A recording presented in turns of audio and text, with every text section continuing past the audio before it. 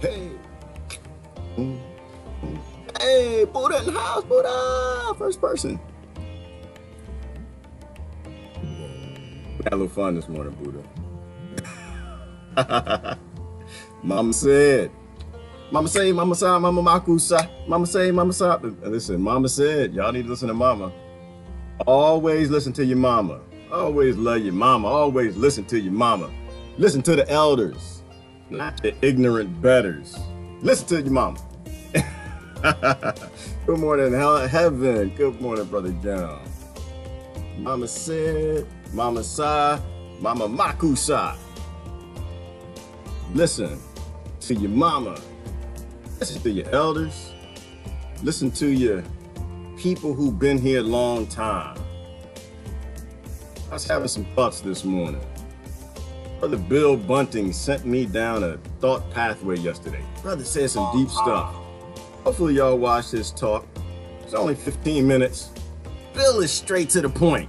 I'm a little long-winded. I gotta think through stuff. Bill, he got all this stuff figured out. I don't have it figured out. I like to think through things. Good morning, Brother Miko. Give thanks, Cheryl. Empath away, bro. You know what? Elaine, this is what I'm thinking. What I'm thinking, Buddha. Buddha Elaine, y'all don't know yet. Know that. She like the mama around here. Listen to your mama. I don't know. I don't know what an empath is. I kind of want to explore that for a minute.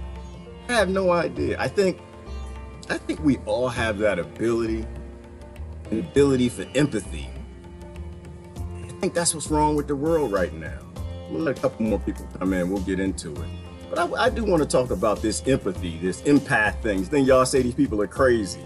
The thing y'all, Mama said, trust the empath. Mama said, trust the shaman. Mama said, trust the witch doctor. There's a reason why. I think the witch doctor always stayed out in the woods. They didn't want to come around y'all civilized people and stayed away from the campfire because y'all not that civilized. Empath knew ahead of time, I think. So I kind of want to explore some of those thoughts this morning. Good morning, Jonathan and Christine and Mandy and Augusta and Lynn. Sister Lori. We got to touch on the whale a little bit too, because Mama said stuff about the whale too now. Mama said, damn it, don't eat no whale. Don't eat no whale. Don't eat whales, y'all. Don't eat no whales. I got in so much trouble talking about whales the other day. I'm going to keep talking about them though. I don't care what you say. You know what amazes me sometimes? Good morning, Deborah. It amazes me sometimes. People subscribe to you and they follow you, they friend you, and they tell you what you can do with your CIA wall on Facebook. This is my CIA. You're not talking to CIA, you want to edit my content. I'm going to talk about what I want to talk about. I don't think y'all should eat whales. I think whales are old, ancient species. I think there's something sentient about eating something that's not older than you. Don't eat your mama. Your mama older than you, man. So I got into this discussion. I was told twice this. I was told, good morning, Lori and Kati.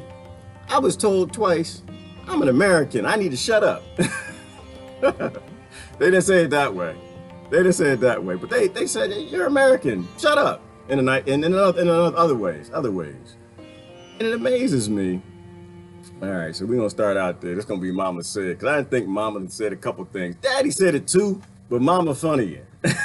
Mama hit you with a shoe. My mother could reach me from across the room, boy. It didn't matter. Mama, she gave you that look too, because Mama said, Mama scared. Mama's the scary. Mama scared people. I kind of want to talk about that. So, yeah, so twice now, and getting hit with this, I'm an American. I need to shut up. I need to tell you something, and I'm gonna tell you this in love. You're not gonna shut me up. All right, I love you to death, but don't put me in the category of not speaking up for wrong. There's right and there's wrong. The problem we have in America, same problem with all around the world. We are in this empath apocalypse where people have no damn empathy for any damn thing other than they want to be Donald Trump. Yeah, I'm gonna go there. And they want to be Barack Obama. They want to be May and Merkel, and they want to be Putin, and they want to be the kings and the lords. That's all they want. You know, so I don't get confused by that. You can say, oh, you're American, fix your own country. First of all, shut up. Number one, shut up. Mama said always call out bad for bad. Always stand with the good. Doesn't matter where somebody's born. We talk, well, but y'all need to stop killing people. I agree with you. The brother said, y'all killed 200,000 people. Said, first of all, we didn't kill no 200,000 people. This is America, damn it. We killed 5 million people since 9/11. Our own soldiers, peaceful people, didn't investigate 9/11 and then murdered 5 million minimally around the rest of the world. And that didn't include like the sex trafficking and all the nonsense that came from all the wars afterwards. And we can speak about that. I'm good with that. Don't for a minute think that, oh, because I'm an American, I'm going to shut up. You can shut up because the American government got to shut up too, bastards. We are living in a coup, right? We live under the boot of these people as well. So, but I don't understand the whole idea of eating whales. Why do people get upset about that? No, you shouldn't eat whales.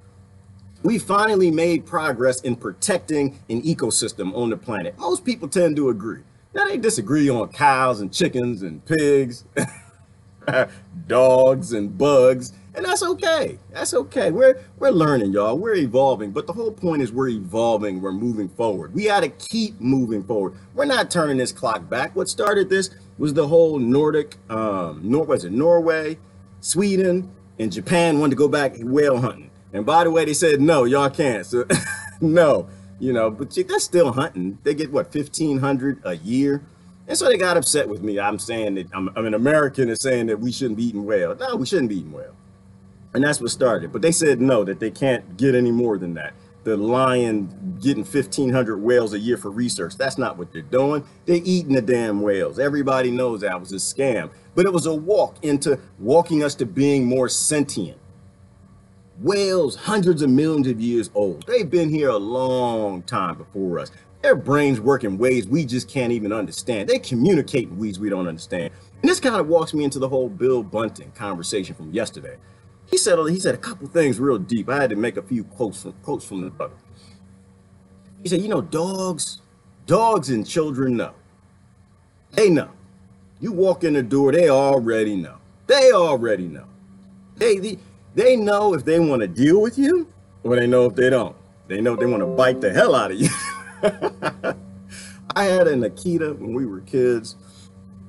Oh my gosh, I had this big, massive, we had a couple of them, but we had this big, massive Akita. His name was, gotta make sure I get the right one. It was Kuma.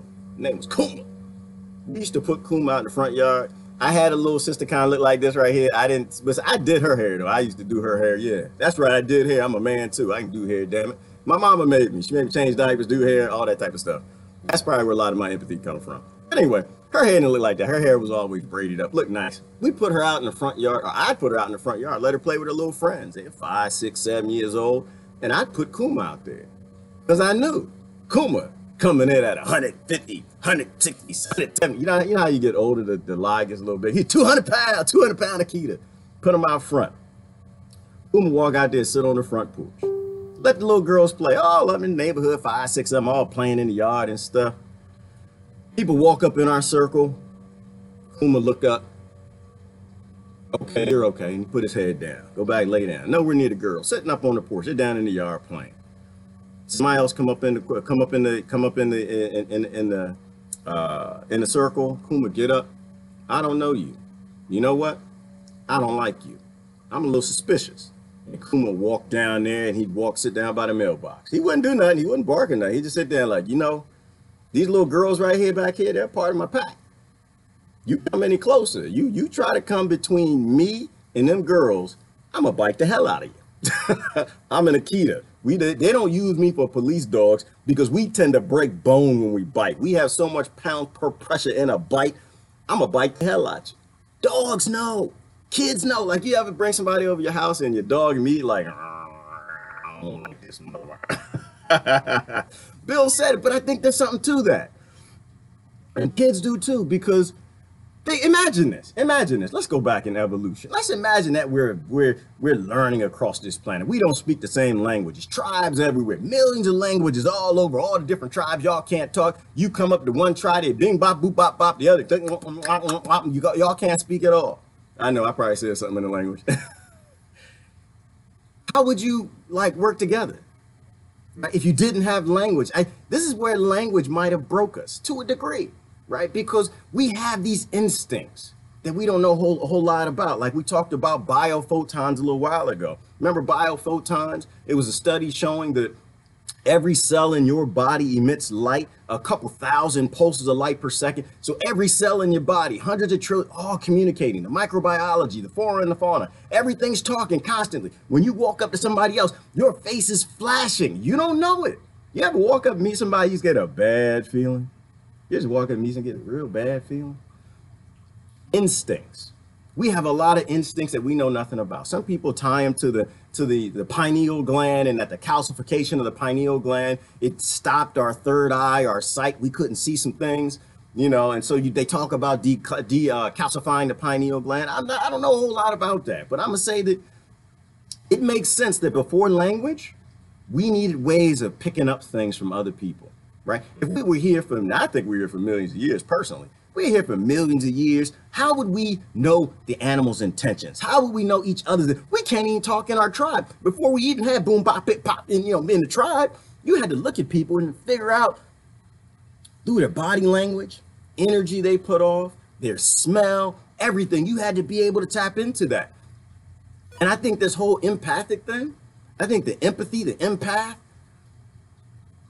it relates back to some instinctual sensory things that we have that evolved in ancient past before language. And I think there are people who can tap into that and there are people who can't. But I think everybody might have that ability. Everybody might have that ability. And how this all relates, because to me, it's a real deep topic. You think about the whales. How about the whales evolving in the ocean? Do you think the whales evolving in the ocean, they developed all these different types of communication outside in language because they don't have a voice box and they can't talk? You sound like, what is that, merman? Merman, aquatic man, marine man, something like that, one of those superheroes. But these superhero powers that we used to have, these instincts that we can't tap into anymore. I'm not convinced I know anything about being an empath. I don't know anything about that. But he made some very deep points, and I'm processing through. That's why Mama said, "Don't eat no damn whales. Don't eat no whales, man. We've evolved past that. Let that go. Let's keep moving forward. We're supposed to be moving towards eating less sentient creatures. Like that's where we should be going. You know, leave the conversations right now alone with the pigs and the chickens and stuff. Like where the current conversation is on that. Most people agree we need to eat less meat. Very few people agree we need to be just crazy and keep eating all the living animals, murder them all, put them in farming factories and just eat them all. You know, most people don't agree with that. So I think to move forward, we got to look at the current today. Figure out how do we make today work with the majority of people who agree on some things. We agree on the whales. People want to save the whales now. They had all that grassroots movements and save the whales. So let's keep going forward with that. Let's not turn the clock back and go back to murdering and eating them. Like they talk about the whale populations. Like this is the justification I was given. They said, oh, yeah, well, they're just justified because the whale populations are coming back. That actually isn't the point. Like, that's not the point. Extinction brought about the conversation. I agree. But aren't we supposed to be moving forward as a species, getting smarter and better, becoming more stewards of the planet instead of murderers of everything that's weaker than us and shoving it in our mouth? Like, we gotta move past that. You know, I don't know what we're going to do with the chickens and the dogs and the cows and the rest of that stuff. But leave the conversation where it is right now. Most people agree they want, you know, the animals to be happy before they eat them. You know, like my neighbor. Here's an example. And I don't want to get this into the vegan conversation because you get some extreme vegans. Same thing, the whole tribalism. When you become tribal, you're completely ineffective. Same way it works with race and religion and any of that other nonsense. You become a bigot. Don't be a bigot. Look at the current landscape. You know, I had a good discussion with my neighbor's a hunter. You know, and I understand hunters. I understand hunting. A lot of hunters, they love nature. They love wildlife. They're in tune with it. They're in tap with it, right? They have more of a respect for the animals they're shooting than the people in the grocery stores. And I watched that trigger. Here it come. Here it come.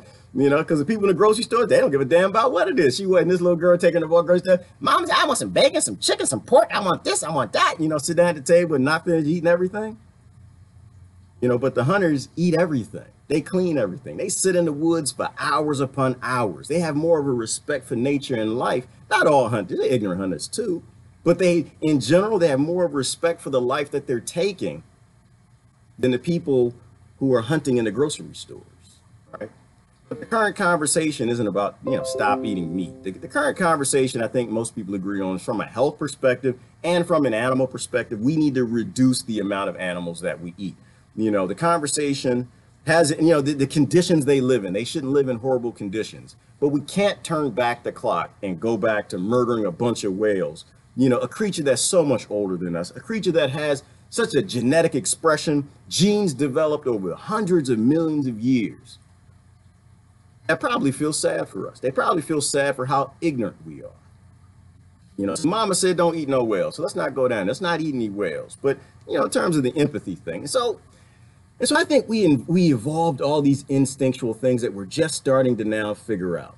I look at the ancients and the pyramids and all of that stuff that we built and nobody has any idea how they did any of that. And I think maybe because we evolved in a different path, we couldn't speak these languages. And so we tapped into more of our instinctual, those things that the animals and the little kids, they have more of an attachment to until we keep feeding them processed food and fluoride in the water, make them dumb like us. I think there's something there. I think they just evolved in a different path and we evolved on this technology path and it's made us pretty ignorant. It's detached us from all of that instinctual stuff and that ability to tap into energy and pull in the stuff that all the crazy people that you're talking about, the palm reader and the empath, the people y'all say are nuts, that they're just in touch with it. And the other thing I think about how the shamans and the medicine men, they didn't want to be in the village. They wanted to stay out in the wild. Why is that? They wanted to stay in touch with the plants. They wanted to stay in touch with nature and the forest. Maybe they started to understood when we started to come together around the fire in these communities and starting to develop this non-civilization, because we're not civil, the path towards it maybe, that they could only stay in touch with nature and the cures and the things that they needed to do if they stayed in nature. I don't know. Maybe they started to realize they were losing those instincts when they started to group up. Who knows? But mama said don't eat no whales, so we're not doing that. And if you want to come at me from an American perspective, you're American, first of all, don't come at me with a slave mentality. That's number one. Lady Death, don't come at me with a slave mentality. People colonized the whole world and they told everybody who they were, what they're supposed to believe. If you believe that you are what they say, that you're Nordic or you're Norway or you're Ireland, then that's you. That's you. But don't come at me with no slave mentality. You're American. If you believe those things, that's you. I'm good. Hey, God bless you. I'm happy for you. But I'm not a part of a plantation. I don't give a damn who they murdered, how many of them murdered. If they're doing bad things, I'm going to say it's a bad thing. Eating whales is a bad thing. We need to move forward. Eating animals to an ignorant level where you don't even respect their life is a bad thing. Having a respect for the life and the energy you're consuming is a good thing. We need to head in those directions. So that's my perspective, And I don't chase anybody off of my thread. You can come hang out. We can party. We can talk, discussion. Just keep it as an adult. Leave your ignorance on low. Put the ignorance spectrum, put that down on low, and we can have a discussion. But no, I'm not going to stop posting of what the world should be doing. I don't care to just focus on America. I look at America and I tell them where they're wrong, and I'm going to tell Britain where they're wrong, and I'm going to tell Russia where they're wrong, because that's what we're supposed to do. We're supposed to be a human community. We're supposed to be Earth and Earth civilization, not a new world order, not a global one yet, right? We can't seem to figure out a form of government that actually works without murdering people in mass. When we figure that out, then we can start talking about what a world civilization looks like. But first, we need to focus on what Mama said. Mama said buy local. Mama said buy green. Mama said don't be too ignorant. Mama said don't invade other countries. Mama said a whole bunch of stuff. But let me show you something. Oh, I do want to show you something. I was looking around and I ran into this, what they found. Let me see. Did I save it? They found this in Poland. It was just deep. Because, you got this fight between holistic medicine and between holistic medicine and modern medicine, right? You got to fight between the ancient way of curing things, the things that was handed down based on what mama and daddy said. And you've got the modern laboratory, factory, big business way of doing it.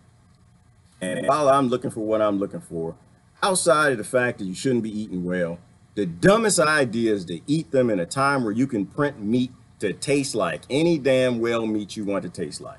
We can print meat, y'all. We can print meat and make it taste like anything you want it to taste like. Why in the world would you kill a whale?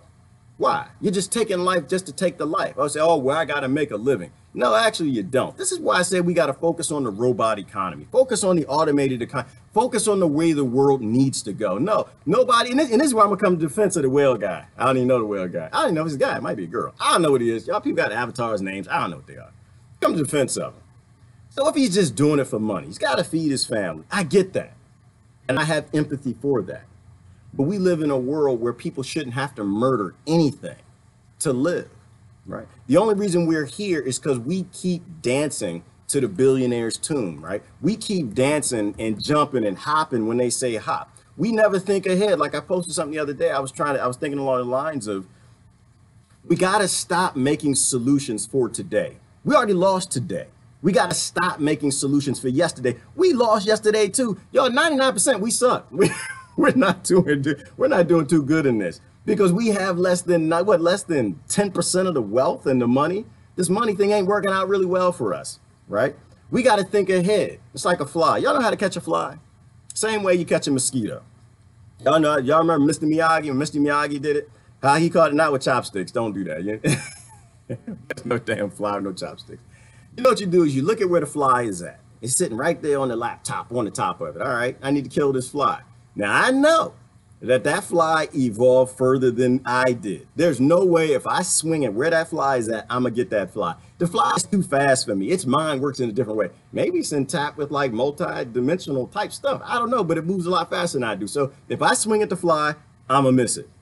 So I'm going to swing where I know the fly is going to be by the time my slow, human, dumb brain and hand actually get there. So you don't swing here, you swing up here. So if you want to catch a fly and it's right there, just focus on clapping a few inches above where it is, and you will catch the fly every single time. You will catch the mosquito every single time.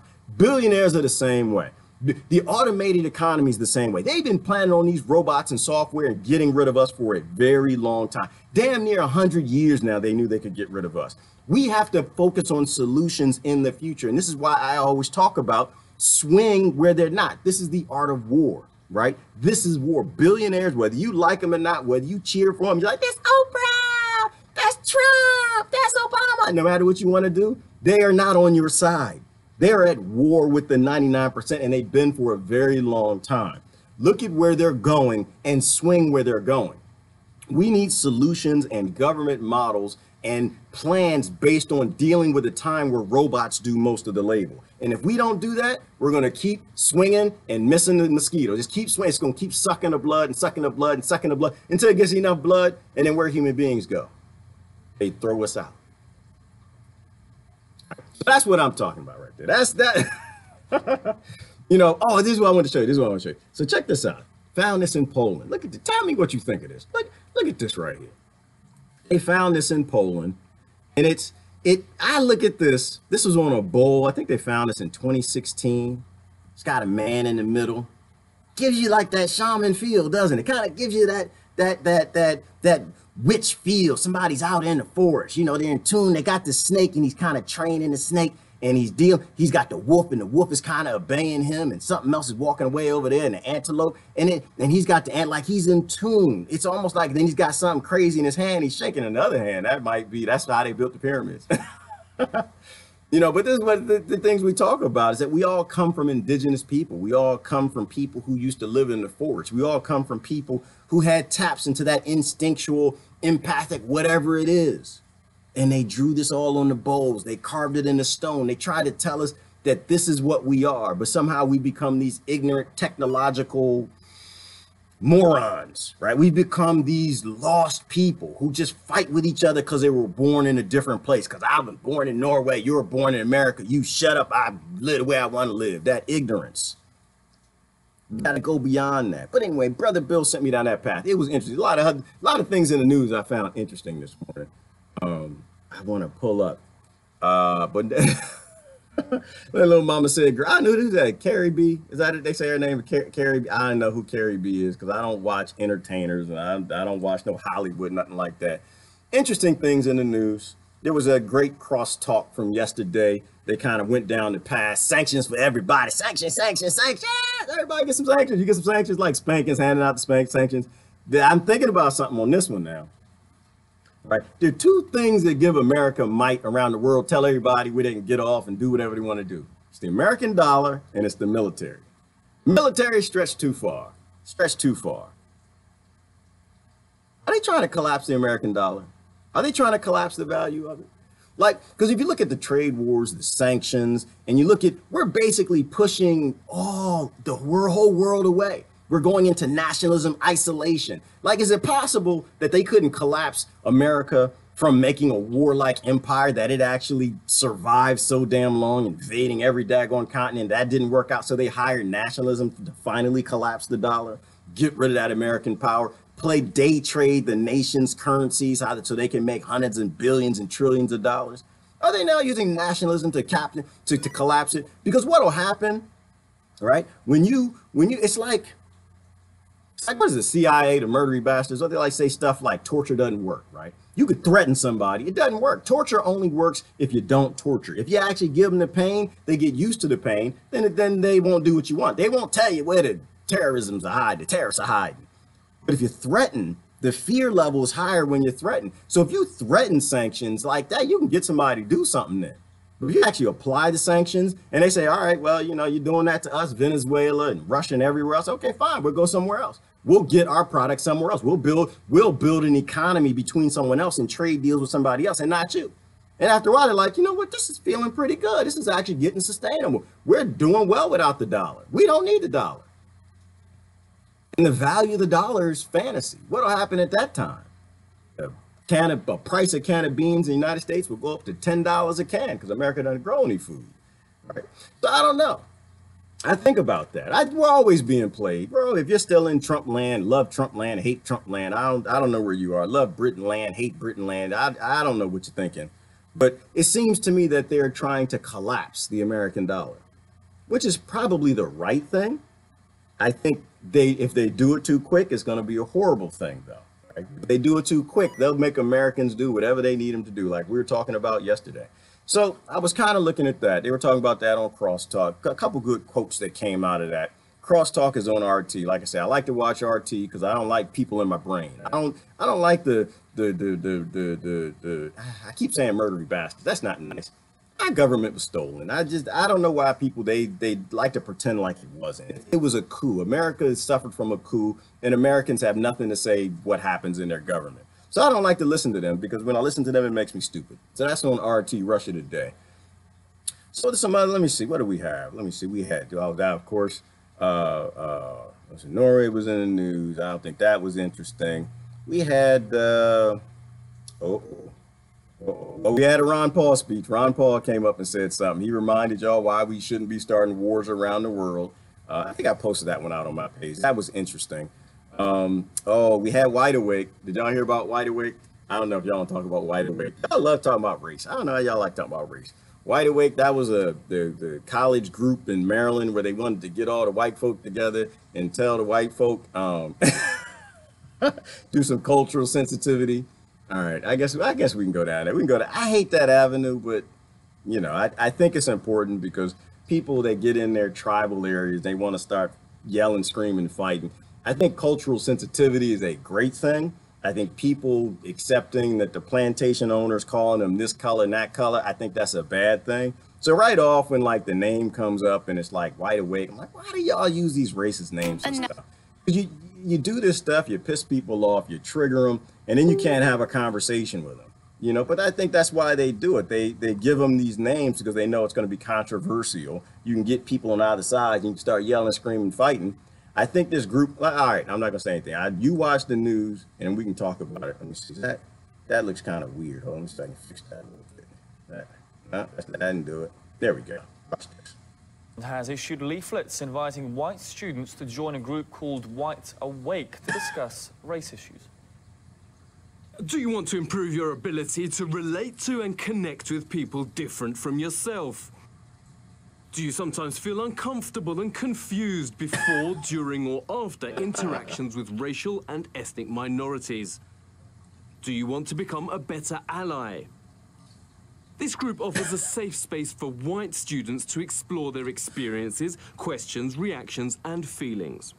Now, the Campus Counselling Centre has now removed the flyers, insisting they were misunderstood. It's also changed the group's name to Anti-Racism and Allied Building Group. People are divided on the issue. Yeah, they should be. It's giving people a place to express their opinions on race and discuss important topics in a safer environment. In general, when people who are white discuss the topic, it's seen as inherently racist. Why not? Shouldn't every identity group have their space? I'm sure it must have a positive agenda and goal to be approved. The way I interpret it is that white people are being victimized by interacting with us.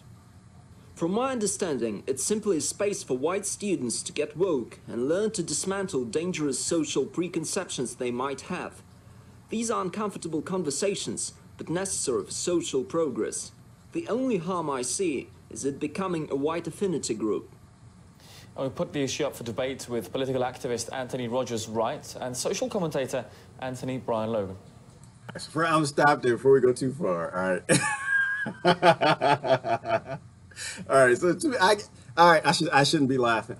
Yeah. Is somebody taking this seriously? All right. Y'all taking it seriously? All right. I shouldn't be laughing. So, I'll tell you why I'm laughing. Reason why I'm laughing, because it's slave mind. Slave mind. It's just, yes, exactly, Sandra. It's trigger bait. It's trigger bait, right? They give it this name to try to get people in, get them angry already so we can start a fight, right? So they can sell newspapers, they can sell articles, they can get people in there. And I see too much of this intent. Too much of this intent to try to tell other people how they have to be. I'm of the camp that nobody has to like you.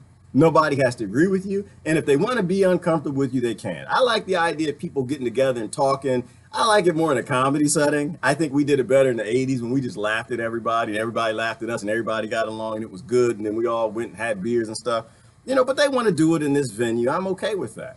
What I'm not okay with is when you're telling people, when you're splaining. That's what it is. And I'm unfortunately, every time I've seen these things come together, it was splaining. It was basically, sit down, white people. Let me tell you what you're supposed to do. Let me tell you how it's supposed to be. Let me tell you let me tell you about me so you can accept me for me. I don't like that. To me, it just again, it reminds me of domestic violence. It reminds me of domestic abuse. Outside of the fact that you're identifying somebody with something they may not identify with. Oh, outside of the racism part of it. Because here's my perspective in terms of like the race thing. Who do I identify with? I identify with me. Me. Who do I identify my kids with? Them. That's who they are. Nobody's going to tell them they're a damn color. Nobody's going to pick and choose what nation their genetics came from and who they're attached to. They came from all over this world. They got DNA from everywhere. So I don't believe in none of that. However, if you do, I'm okay with that. Right? If you identify with being white, that's good. That's fine. I respect that. You identify with being black, I'm fine. Identify with purple, blue, yellow, whatever Tiger Woods is nowadays. I'm fine with all. I don't care nothing about that. But if I don't identify with it, and you're telling people what they are, you're telling people because they got pink skin that they're white. You're telling people because they got blacks, they're supposed to be black. You're giving them these slave plantation owner and colonizing master railroad tycoon labels, and because you want to keep that alive and that's how you want to deal with them, that's racism. Outside of it being respect, outside of it having empathy. Empathy for who they are. So this is why I'm laughing, because I don't really like these things. The way they name them and they triggers people. I think they had a good outcome in the end.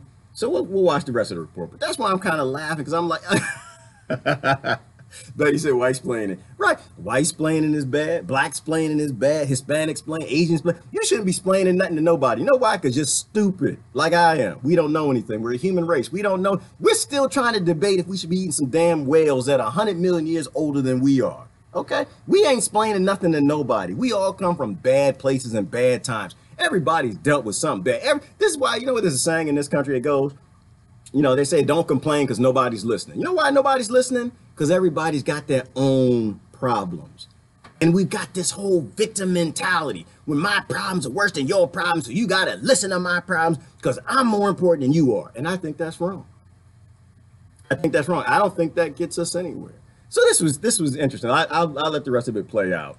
But I think that I'm not sure why white people would need to feel safe on a college campus, first and foremost. I don't think that they are in any imminent danger, and they certainly aren't in any more danger than, say, Muslim students, certainly students of color.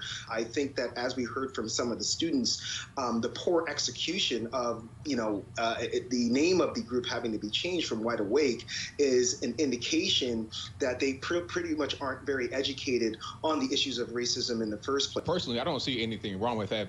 oh, well, let this brother go. I don't know this brother. I actually appreciate some of this. He might be Republican. He got an American flag behind. He might be a Republican. I don't know. I'm pretty sure the other guy was a Democrat. But they get these two polarized and extreme opposites. But I don't know. It's just me. Tell me if I'm wrong. But I hate the word white people. I hate the word black people. I'll be honest with you. I hate it. I hate it. Anytime I see it, I cringe. If you see my face when like these things come up, I cringe a little bit. Why? Because to me, it's racism, right? We keep talking about this silly stuff, and you keep keeping problems alive. You even push people who don't identify with that identity into their identity. You actually cause more problems than you solve. But every time I just hear racism. Like it is literally racism. It is, you are identifying a group of people with a race they may not even identify with. And so I got problems with how he's speaking. But let's listen to what this brother had to say on the other side. And a group that is one particular race, or that has one particular race in the title, you can associate with whoever you want to associate with. You can have a white group, black group, Asian group, and all these other groups exist. There's never any kind of problem. Nobody says anything about a Latino organization on campus, the black organization on campus, the Asian organization on campus. But when you have a white organization, all of a sudden it's a problem. Either we have none of these groups, there are no race-specific groups, or we allow all of them. Yeah. So. And he's right. He's right. He's right. And this is why I have white nationalist friends on my Facebook. Why do I?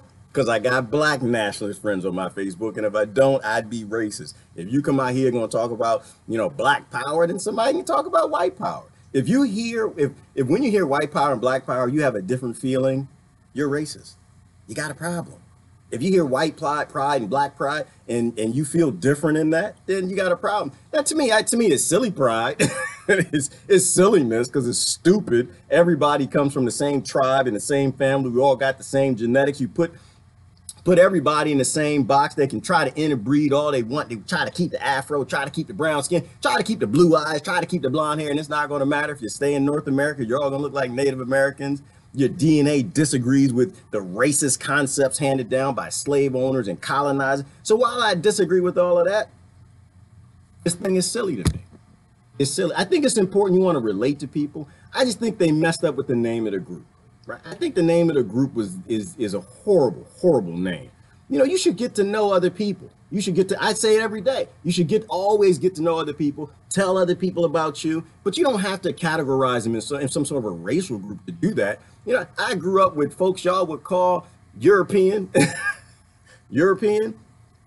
and they were just as thugged out as everybody else. They had the pants hanging, sagging, big boots. If they called you on the phone, you wouldn't know who you were talking to. So obviously the color of a person's skin has absolutely nothing to do with nothing. The environment they're raised in has everything to do with everything, mainly because race doesn't exist. All right, let me keep going. Let's see how the brother responds to the point. So two things. I think we have to be clear in stating that, first of all, people of color, especially black people, cannot be racist, okay? Because racism is racial prejudice. Racial prejudice is racial. There's no doubt, but racism is not something that you can just turn on and turn off by color. Anybody could be racist. That's not true. You have to have power to be racist. You have to have power. Black people don't have power. Most Latinx people don't have power. Native American people don't have power. Now, I won't deny that black and brown people can be bigoted, but that is different from racism. Racism is racial prejudice plus power. Who was that according to?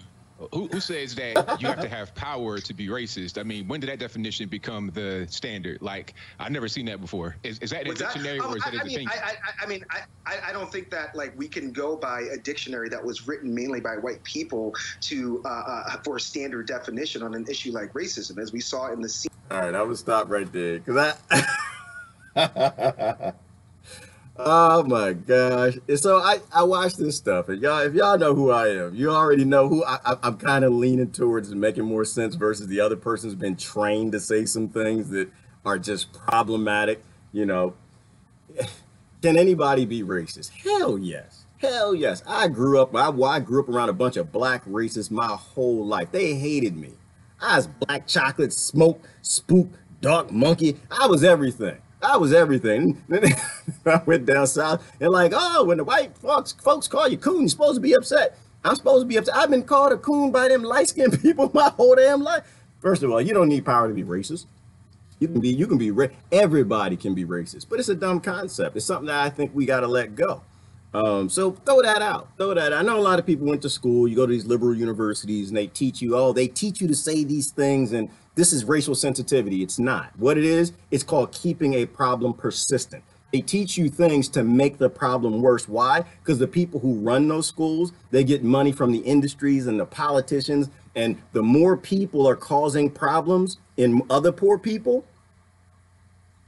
the more they make money, the more books they sell. They make money the same way George Soros does. The more that they can destabilize a population, the more money they can make. Right? The same way the NRA does. The more problems you have with gun violence and whatever, more people talking about, the more you're talking about taking the rights, the more guns and bombs, the more guns and bullets they sell. The more countries America can destabilize with France and Germany and Britain, the more money they can make on selling minerals. The more you get poor people arguing about dumb things that don't mean a damn thing, and everybody's got their own problems, the more money you can make.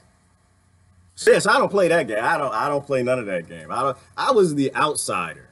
I was kind of the outsider. Like I always stuck up for the weak one. I always stuck up for the person who was getting pushed around the most. You know who got pushed around the most in the chocolate city I grew up around?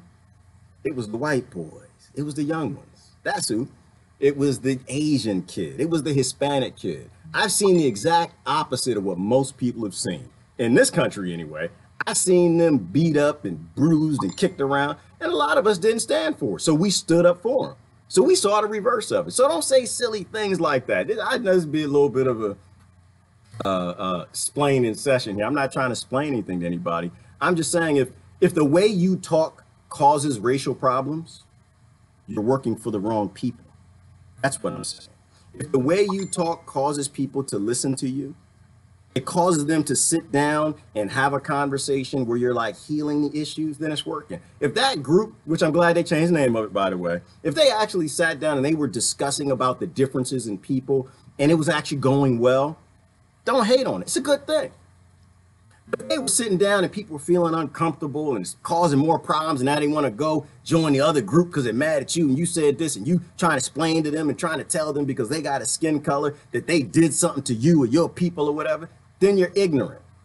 You're causing problems. It means you are working for the people who make money off of racism, right? That's why I'm saying you don't heal hate with hate. You don't deal with insensitivities with being insensitive. It doesn't work. It doesn't work that way. Martin Luther King taught you that. Gandhi taught you that. So that old lessons. All we have is culture and language. All we have is culture and language. And you know, another thing with that, Kira, and most of the culture and language we were taught is a lie. Most of the environments we grow in are a lie. That's why this guy wants to fight with me because I'm an American. Because I live in America doesn't mean that I'm that. Now I'd be affiliated with, I'm in this country called America. My neighbors are American and y'all call this land America and this is where I'm at. But am I with the U.S. government when they want to murder people, rape people, and funnel guns all over the world, cause all kind of racial problems in the country and all over the world? Hell no. When they want to fight the neo-Nazis in America, but funnel the guns to neo-Nazis in the Ukraine? No, I'm not with that. Why? Because I see it as a game. And that was Obama that did that, by the way. I don't play their games. My intellect is not out there to be played around and tossed around like a little tiddlywink. Like, this is stupid. You know, we have to qualify the results of your actions with those actions. If the intent is to solve the problem, and your action, your words, your groups, or whatever you're doing aren't solving the problem, but the billionaires are making more and more money, they're causing more problems, then you're not a part of it. You're actually a part of the perpetuation of what you're trying to get rid of. That's what I'm saying. That's why Martin Luther King was the way he was. That's why Gandhi was the way he was. They didn't listen to the billionaire elite. They didn't get their talking points from politicians. They understood that the black elite, the white elite, the Indian elite, the Hindu elite, the Muslim elite, the Christian elite, they knew that all of them were just psychopathic, murdery bastards. I know I went back to the name, didn't I? They knew all of that. Oh man, I didn't want to spend time on that. But I found that to be an interesting discussion. You can watch the rest of it if you want. I thought it was good. At the end of it, they renamed the group. They took out white awake, which is good. White folks don't need to be awake because they're already awake to what they need to be awoke to, if they identify with that. Black folk don't need to be awake. They're already awake to whatever they want to be identified. You know, it's all right. But leave that where it is. Leave that where it is. Let me see. Complex simplicity, my favorite. Yeah, you know what? I think we keep it simple, stupid, Ty. I think we just keep it simple. Does it work? If it works, keep doing it. Does it not work? Don't do it. Whale hunting, does it work? We almost extincted the whale. Don't do it. Stop. Because you're actually at that point. But you know what the interesting thing, Ty, though, is when people do that, you can see who's disingenuous, right? You can see who's actually trying to solve problems and who just wants to fight. There's a difference. Now, mind you, gotta love them too. Gotta take care of the people. Because some people were raised in bad environments and they feel like they gotta fight. But you don't have to fight with them. You can step back and say, you know what, your way is not gonna work. I'm gonna do this another way, right? I'm gonna go pull somebody up and sit down, have a cup of coffee and talk to them in a conversation. Because now I get that we're being played against each other. Same thing with the police. I get that the police are being played against the citizens. I'm gonna go talk to the police. As opposed to get up a sign and yell and scream and argue with them, I'm gonna go talk to them and I'm gonna sit down. I'm gonna tell you what they're gonna tell you. They tell you the same thing they tell me. Get yourself a bunker and get the hell out of here. We don't write the laws, but we will pay our mortgages. We will pay our mortgages the same way you pay your mortgage. Now, because you don't get a gun and a badge and you don't go out and enforce these laws that broke with policing by the politicians that are on the back of your bumper sticker on your car, the ones who wrote the laws, because you don't want to do it that way, you don't have to. You go to work, you pay your taxes, you carry your briefcase, you carry your laptop. You're still making money for this system that grinds children up like they're fodder, like they're whale meat. You know, but some people don't want to solve the problem, right? Some people, their identity is the problem. I think I hit on something there. There are some people, it's not even about fighting. Their identity is the problem. It's like this victim apocalypse where it always has to be a problem. And I'm not talking about any one specific side, because I see it on all races, things, all sides, all nations, right? Because a victim gets more attention. The squeaky wheel gets the oil, right? And so you've got a whole lot of people who want to be the squeaky wheel. Those people we love and we got to take care of. They're brothers and sisters in all of this too. But we can't let violent people who want to keep fighting, whose identity is attached to the fight, to a struggle that they don't ever want the struggle to end, make any decisions for us. Remember the same thing with the fly. Always look at where the fly isn't, right? Same thing.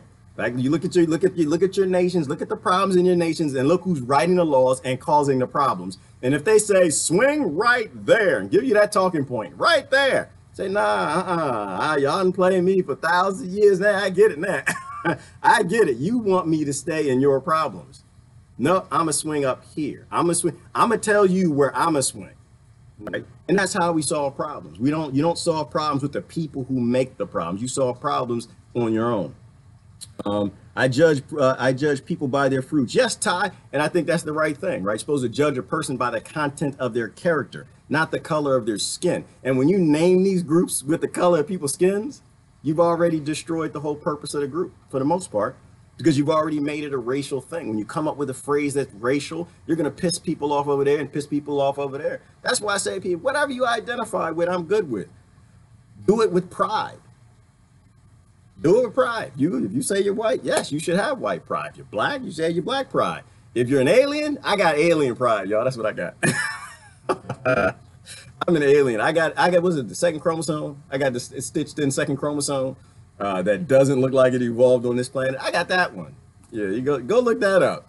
I do think we came from some genetic engineers. I'm gonna look at the comments. There was a couple other things in the news I thought were kind of interesting to pay attention to. Yeah, I think the dollar is being collapsed. I think because they need us to be a more effective military. Oh, the Russian jet. Did y'all hear about the Russian jet? So the was it IL-20 was shot down. It was a Russian aircraft, and it came out yesterday. See, America. Let me say what happened in America. You know what happened in America yesterday? The news came out. It's like Syria shot down a Russian jet. Oh my God, Syria is horrible. Syria, we need to get rid of Assad. He's a murderer. The news was flipping out. Everybody's going crazy. And finally, Russia looked into it, and Russia explained what happened. Y'all see the briefing this morning? You know what they said? I don't have time to play it. I won't play it. Russia said this is what happened. The Israel F-16s, and you know what F-16 is? That comes from America. It's American jet. The F-16s were going for a bombing run. And usually when they do this, they let the Russian government know well ahead of time that they're coming to make sure there are no assets in the area. Assets being IL-20 with 15 Russian soldiers on there who died. And Israel waited to 1 minute before they dropped the bomb. So what would happen before they got there? So of course the Syrian anti-air missiles shot off, and one of them hit the Russian airplane that was not supposed to be in the area because they were supposed to warn Russia a long time ago. So Russia made the statement that this was I didn't use the word disingenuous, but they said that this is not the act of not an ally, because they're not allied. It's a coordinator, something like that. And we will be responding. Now, what does that response look like? I don't know. I look at these things, I'm like, yeah, Russia, yes, do something, like, and I'm like, Russia, send some troops to Yemen, feed the people. They're not going to do it. I still think that to a degree, they still all agree that it's them against us. They don't give a damn about us. But it was interesting because I started thinking about the USS Liberty. Where your Trump triggers at? Y'all got your Trump triggers? Get the Trump triggers, put in lock. Put in lock. I got to say something. Remember when Trump went to Russia and he assaulted the CIA and the FBI, how they lost some emails, and the Russian security agencies wouldn't do that. Remember that? Y'all was all mad at him and everything because you love these groups that murdered Martin Luther King and they caused 9/11 and all that. You love them. Destabilizing countries, murdering Gaddafi. The groups that you love that Trump said something bad about. Of course, he came back and changed his mind because when he gets back here, the Washington will clamp down on whoever you are. You will say what they tell you to say. If you're not familiar with the USS Liberty, that was the lie. First of all, America's been lied into every war we've been in, every single one, right? We were even lied into Libya. The USS Liberty, that was the American ship that Israel attacked. They said it was an accident. It was no accident. You go read the sailors' interviews. I forgot their names, and they explained, no, this was a coordinated attack. We had the American flag flying. They knew exactly who we were, and they were trying to murder us. They were pummeling the ship from the air. The ship wouldn't sink. The American soldiers called for help. 2 carrier groups were responding. Washington called them back. You had 2 flights of jets coming in to save the brothers on the USS Liberty. Washington said, no, you can't save them. Call them back. Israel sent ships. Israel had a sub ready to go, shooting the ship. The airplanes were dropping napalm on the bow of the decks because they wanted all the soldiers to go below where the torpedoes were hitting the ship. Israel was trying to murder U.S. citizens, and the American government wanted them to die. Called off all assistance and help. Sounds like Benghazi. This is what I'm saying. You can't join either side of this because they're always lying to you. And so the interesting thing is, America never blamed Israel. America never responded. Just think about how interesting it is that Russia is blaming Israel and Russia is going to respond for their troops. So you just consider how much your government loves you. This is what I'm saying when people start hitting me to say, oh, you're American. You're killing the world. I live in America. I was born here. I'm not killing the world. They're always lying, somebody said. Yeah, they're always lying. And so to me, it's not about picking a side based on birth, because you were born into a skin color, because you were born into a nation, or you were born into a religion. It's about right and wrong, When your government turns on your own military, when your government turns on the people, you're supposed to call it out. Libya was in the news this morning. We were talking about Libya, because what happened? Who was it came out? Somebody came out and apologized for Libya. Who was that? Was it Norway? I think it was Norway. If it's fake news, let me know. Let me see. Is this it right here? In March of 2011, Norway committed to the military intervention in Libya, leading to the outports. Media. Norway had very limited knowledge of Libya when the uprising started in February 2011. In such situations, decision makers often rely on information from media and other countries. Colonel Gaddafi continues to slaughter his own civilians. And he viciously targeted Americans. The international community offered Gaddafi a final chance to stop his campaign of killing or face the consequences. And of course, I'm going to stop there. I always got to stop there for a minute to kind of explain. If you're not aware, the reason Gaddafi was killed was because he was rolling out a gold currency.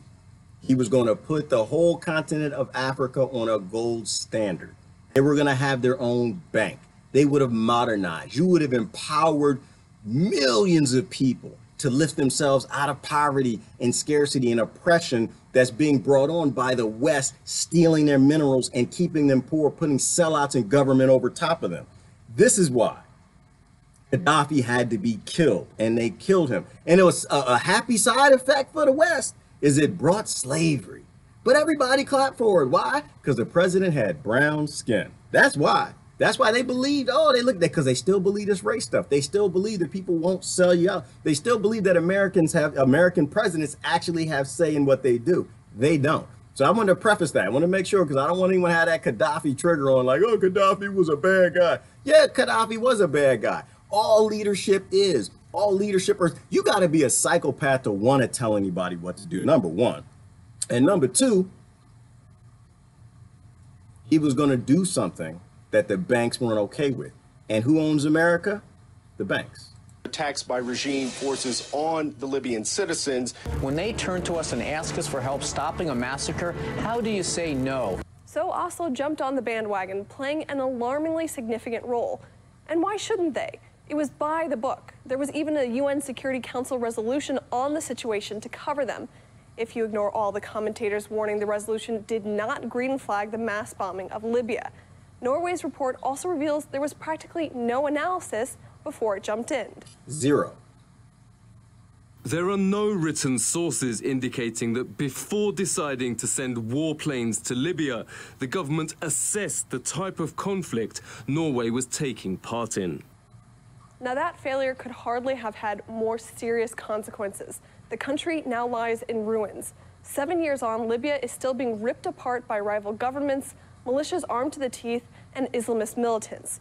Just last week, ISIL claimed responsibility for a shooting that killed 2 and wounded 10 more at the headquarters of the state oil company.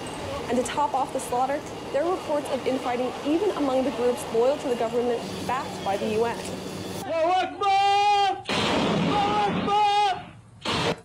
Pause for a second. So what I see here is I see a trend and I see a pattern. Why is it important today? Because we go to war based on media reports, and media reports can be lying. We know the majority of the mainstream media always lies, and they're pro-war. So this gets back to the chemical attacks. You know, most of the governments who were involved in Libya have now apologized. Even Barack Obama came out and said it was the worst mistake of his presidency. And I'm here to tell you, it was not a mistake. They needed to murder the man. They needed to stop his process.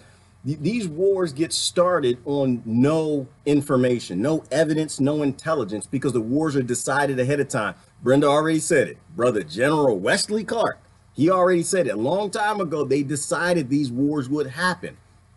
And so when these wars start up and it doesn't make sense, why are we going to war? What is this about? And they try to get people clapping and nationalism, getting into it. You understand they've already decided to go to war. They were just waiting on an excuse. And this is my theory on 9/11. This is why I think 9/11 happened.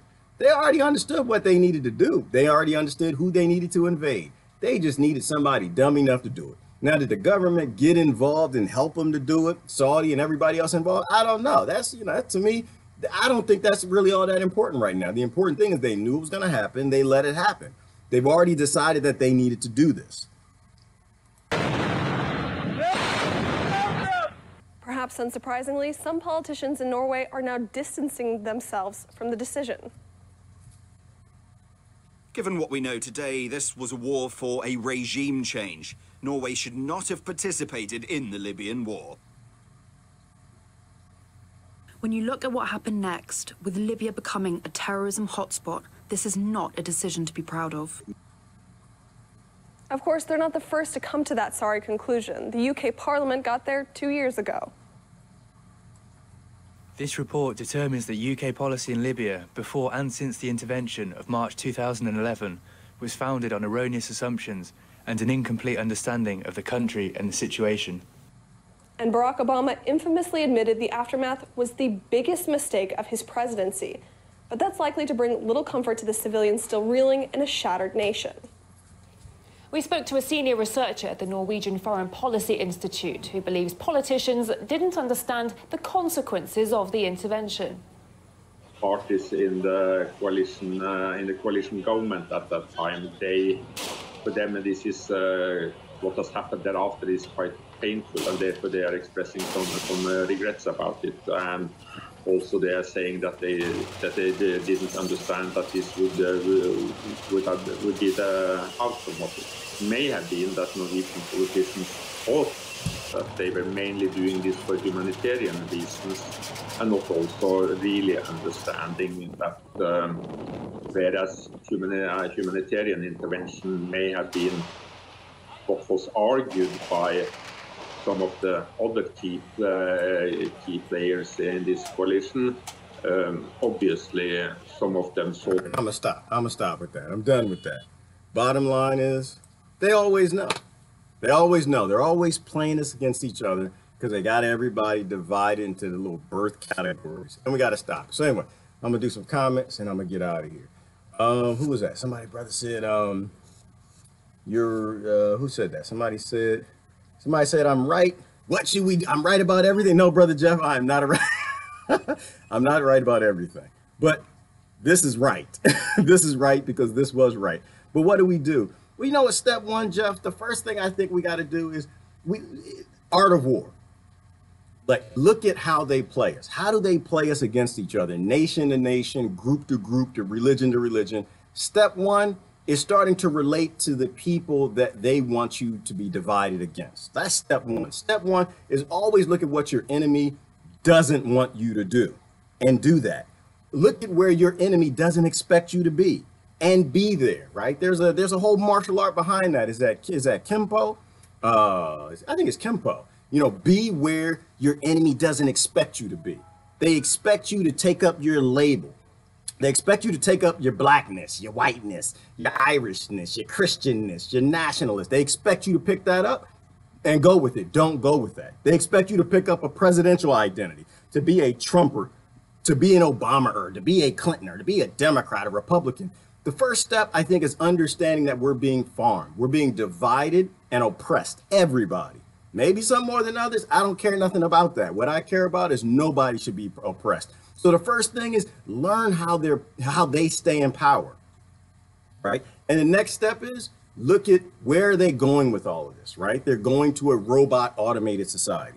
How do we co-opt that? These are discussions I like to have. Like when people start laughing, when people start seeing me laughing, they get upset. They're like, he's not taking healthcare seriously. No, that's not what it is. It's just that they already knew about that. That is 2 steps behind where they are, right? We need to look at where are they going. They're going to an automated economy where they need robots and they don't need people. If you don't need people and human labor, why do you need healthcare? Why is healthcare associated with jobs? If nobody has jobs, it doesn't really matter.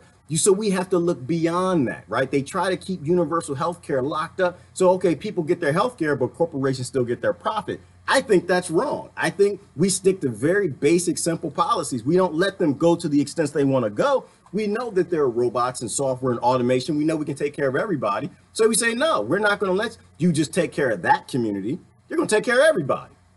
We know you got the robots. We know you got the money. Take care of everybody. You know, it's like an example of that would be North Carolina right now. You got Brother Jeff, I don't know if you watch Fox News. They said 500 million people out of power in North Carolina, and it's only 240 million people in the United States. But anyway, so you look at something like that, and you ask the critical questions like, oh, power went out. This is a horrible disaster. and they get people going back and forth. What did the governor do? Was he prepared? They do this, what did FEMA, blah, blah, blah, blah. And I stop and say, wait a minute, let's look at the whole thing.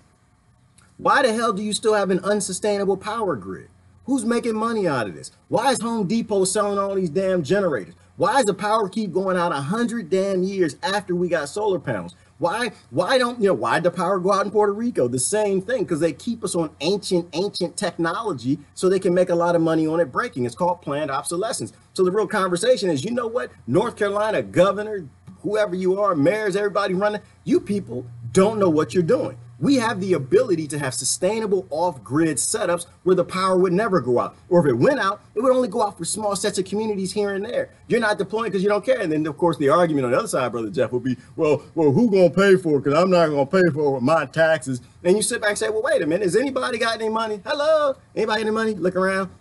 Because you look at the other groups and say, nope, they ain't got no money. That's why I say poor people shouldn't fight other poor people. And the Democrats look at the Republicans, they ain't got no money. Republicans look at the Democrats, they ain't got no money. All the people poor. And you look at the corporations, and 80% of the wealth is in less than 5% of the population. Oh, where did that come from? So you look and say, wait a minute, y'all got all this money over there. And that, like, point one is corporations have all the money. What could North Carolina do? North Carolina said, you know what? You want to do business in North Carolina, you're going to pay for the North Carolina sustainable grid. We're going to tax you 3%. We're going to start taking that, rolling out sustainable communities so everybody keeps their power, so old folks don't die when the power goes out, when all this nonsense gets to happening. And we'll have enough money for reserves. You'd have so much money if you just tax those, not small business. I'm not about taxing small business, just medium-sized business or business with over $1 billion in assets. Right? Businesses who won't miss it, but it'll damn sure save the life of just endless seniors. But to me, so what do? You look at a problem and you look at the root cause of the problem. Who's making money off of that problem and keeping that problem, taking them out of the solution altogether? And it's usually the politicians because they're paid for by the corporations. And you come about your own solution and roll that out. But you got to look at the opposition ahead of time, right? Art of war type stuff. You look at the other side, say, okay, we want to roll out a sustainable grid in North Carolina. How do we do that? Because I know that the Republicans are going to fight me. Let me go talk to some. Oh my goodness. You can't talk to Republicans. They'll eat you and your children. That's what they like to say. No, you go talk. You find the most intelligent one you can find. You buy them a cup of coffee and you sit down and say, listen, I got this idea. What will your people say when my people put that idea forward? And you have an intelligent discussion about it. You come about a solution and you hand the solution up. You don't let it come down. Every talking point that goes from the top down, every solution that goes from the top down, every law that goes from the top down, I found all to be corrupt because the top is corrupt. You will never get anything good out of corruption. So that's what you do. Outside of that, then I always say plant seeds. You got to start to be, because we don't know how long we're going to be in this stand down with the billionaires that run all the talking points and all the discussion in this world. Start to grow some food. Start to learn how to take care of yourself. Any long engagement, and this is a peaceful engagement. So if anybody, y'all get into this ignorant revolution stuff, I'm not on that. This is not a violent thing. This is a stand down. We are standing down the billionaires in this world. How do you stand them down? Think logistics. If you can't feed yourself, if you can't take care of yourself without the power and the water and the grocery stores, this engagement is not going to last long. They know how weak we are. They know you need your medications, you need your aspirin, you need your bear drugs, you need all this stuff. You got to make yourself strong. You off-grid everything. You start to walk in a direction. Where Mama? Where's she at? Where Carrie? Carrie, where you at? Carrie, where's she at? Hang on. Oh, dag nabbit. Is Carrie here? Is Carrie still here? Where you at? Is she still here? You do what Mama said. You do what Mama said. What Mama say? Mama had a pantry. Mama had food. Mama could take care of herself. Mama sewed her own clothes. Mama get the little patch and sew it on your knee. You go back to living sustainable and smart. You do what Mama said. Mama said you don't go next door and invade anybody. Mama said you always get ready for a storm. Mama said upgrade your power grid. Don't be stupid. Mama said all these things. You got to listen to Mama. That's what we do. We listen to the elders. Listen to the old folks who passed on. Listen to the centurions. Listen to the centurions, because the people who've been here almost 100 years, they don't belong in old folks' home. They belong in your home, teaching your kids, teaching my kids, and sharing that knowledge that they handed down. Let me see. Dillip on YouTube said my stream is stalling on YouTube. What happens? He said my streams always stall over there. Yeah, I'm not Dillip. I'm not a Google fan. I'm not a Google fan. I think I say the word Google too much, so they probably flag it and mess with the feed. I had to refresh twice last night. Yeah, well, but this is what happens, you know? This is what happens. We don't own any of this. We don't control. All of this stuff is all billionaires' playground. You know, all I'm saying is we got to stop letting our intellects be billionaires' playgrounds. We got to start thinking for ourselves and utilizing critical thought. So I think that's what we do. The only one who gets big projects going are the military, corporations, and media. Exactly, Ty, because they're the only one with the money. The only one with the money. The only one, they say they buy the media, they convince people what they're going to believe ahead of time, they hand them the talking points, and it all rolls out in their favor. And we're the ones, it's like a game of musical chairs. You ever play musical chairs when you're a kid? We're playing a game of musical chairs, and there's 20 of us. But there are only 3 chairs, and the billionaires are already sitting in them. We don't have a damn chance unless we all get together and say, you know what? It's a lot more of us than them. Why am I fighting with this guy? Brenda said farm hemp. Yes, hemp is another one. Hemp, you can eat hemp. You can build a house with hemp. You can make a car with hemp. You can build a whole economy with hemp. Brenda asks the question all the time, why is hemp illegal? Because hemp would be a new economy. Hemp would mean that people actually could feed themselves and could survive. But they're taking the survival out. Like, you know what, a good example of that, you know how I talk about how they use laws to outlaw survival because they create conflicts in their own nation to keep people fighting so the politicians and government and the corporations that run them stay in power. Zimbabwe. Did y'all see what's happening in Zimbabwe? We talked about Zimbabwe yesterday. Got just poo flowing in the streets. In certain cities, cholera outbreaks because they just got doo-doo rivers just rolling everywhere. You know what happened this morning? I saw an article. I have to post it. You can watch it. Is the government said, you know what they did? They shut down the farmers markets. Would you believe this? They shut down because they, oh, well, you know, you've got these fruits and vegetables, they're not being washed and it's spreading cholera. This is what I'm talking about, Brother Jeff. Focus on the root problem. The root problem is the government didn't want to do anything with the water. The government didn't want to pipe water in. The government didn't want to clean up the sewage. The government didn't want to fix anything because they're all sellout billionaires put there by, if it's not the Dutch, it's the Germans, not the Germans, the UK, it's not them, it's America. We always put sellouts in government, promise them millions and billions, and they make that and they keep the people poor. They don't spend anything on infrastructure. So what are they doing? They make survival illegal. So they basically told them in Zimbabwe that they got to close their farmers markets, that they can't sell food. The poorest of the poor who sell the food and go home and buy a little food for their kids just to keep them alive, they now can't go. They have police going through the markets. I'll post the link. You can watch it. It's insanity, but it's the same model. And this is why I tell people, watch international news. Watch, because they're doing the same dumb stuff to everybody. And so that's why cannabis and hemp and natural medicine's all illegal, because you can survive on it. That's why our brothers can't make no moonshine or wine or beer or nothing and sell it, because they're keeping everybody poor. As long as you keep people poor, you keep them fighting each other. When they grow up and they have an intellect, they realize that they need to get the torch and pitchforks and come for the leadership.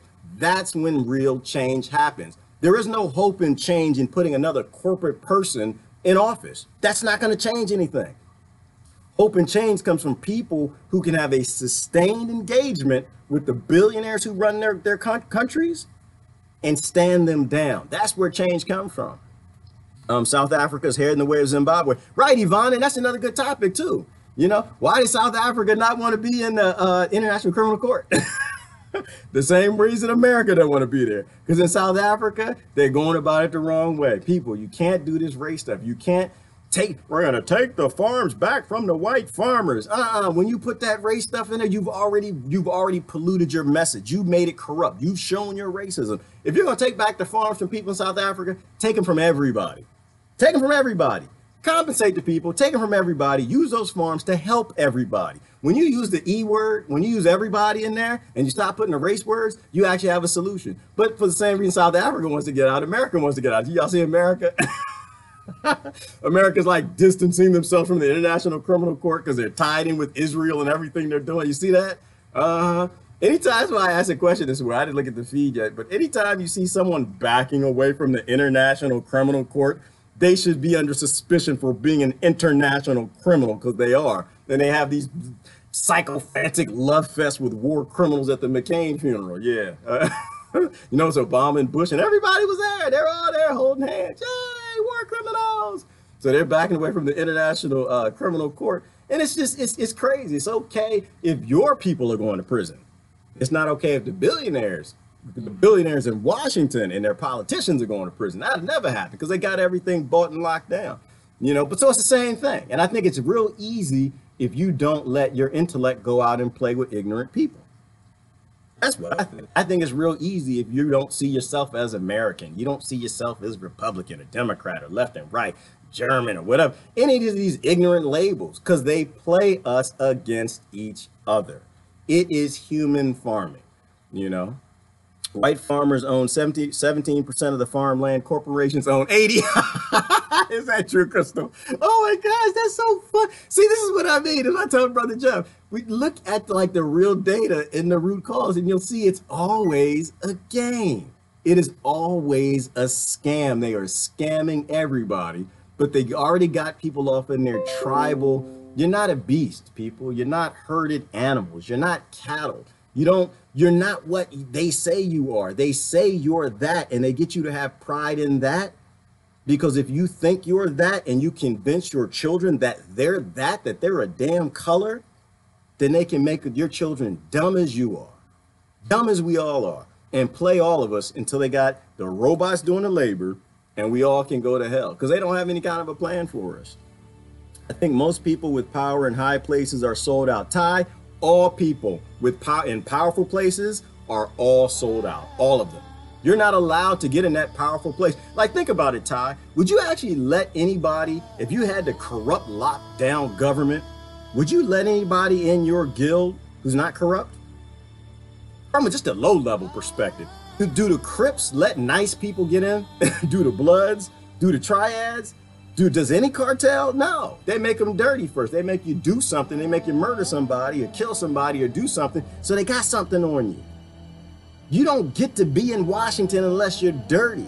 Doesn't matter what race you are, what your name is, where you're from.